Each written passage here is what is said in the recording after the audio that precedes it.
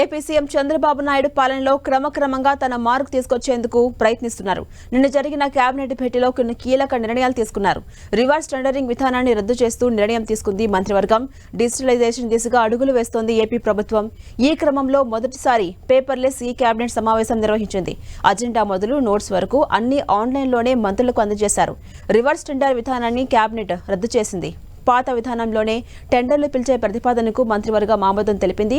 2019లో లోపభూయిష్టంగా గత ప్రభుత్వం తీసుకొచ్చిన రివర్స్ టెండర్ విధానానికి స్వస్తి పలుకుతూ రద్దు చేయాలన్న ప్రతిపాదనకు మంత్రిమండలి ఆమోదం తెలిపింది. సెంట్రల్ విజిలెన్స్ కమిషన్ మార్గదర్శకాల ప్రకారం నూతన టెండరింగ్ విధానాన్ని అమలు చేయాలంటూ ముఖ్యమంత్రి కేబినెట్కు సూచించారు. ఇక పోలవరం ఎడమ కాలువ పనుల పునరుద్ధరణకు సంబంధించిన కేబినెట్ ఆమోదం తెలిపింది.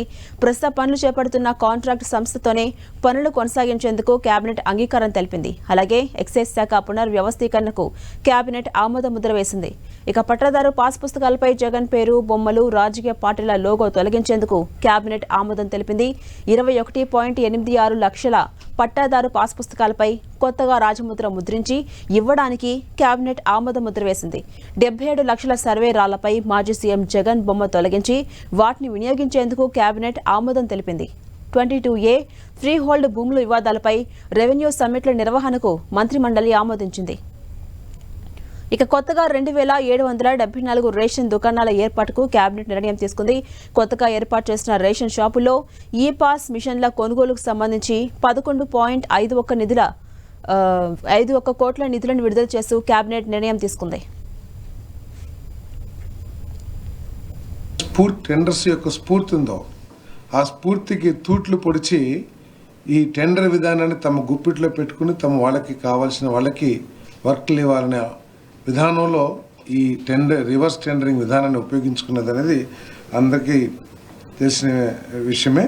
అంతేకాకుండా ఈ రివర్స్ టెండరింగ్లో దాదాపు అనేక టెండర్లు సింగిల్ టెండర్స్గా కూడా వచ్చినాయి గత ప్రభుత్వంలో. సో వీటన్నిటిని దృష్టిలో పెట్టుకుని ట్రాన్స్పరెంట్గా సివిసి ఏదైతే సెంట్రల్ విజిలెన్స్ కమిషన్ ఏదైతే ప్రతిపాదించిందో, ఏదైతే నిర్దేశించిందో టెండర్స్ని ఏ విధంగా చేయాలి అని నిర్దేశించిందో సివిసి గైడ్లైన్స్ ఆధారంగా ట్రాన్స్పరెంట్గా దేశంలో ఏదైతే టెండర్ విధానం అవలంబించబడుతుందో ఎక్కువ రాష్ట్రాల్లో ఆ విధానాన్ని మళ్ళీ తీసుకురావాలని చెప్పేసి ప్రభుత్వం నిర్ణయించిందని చెప్పేసి మనం చేస్తా ఉన్నాము.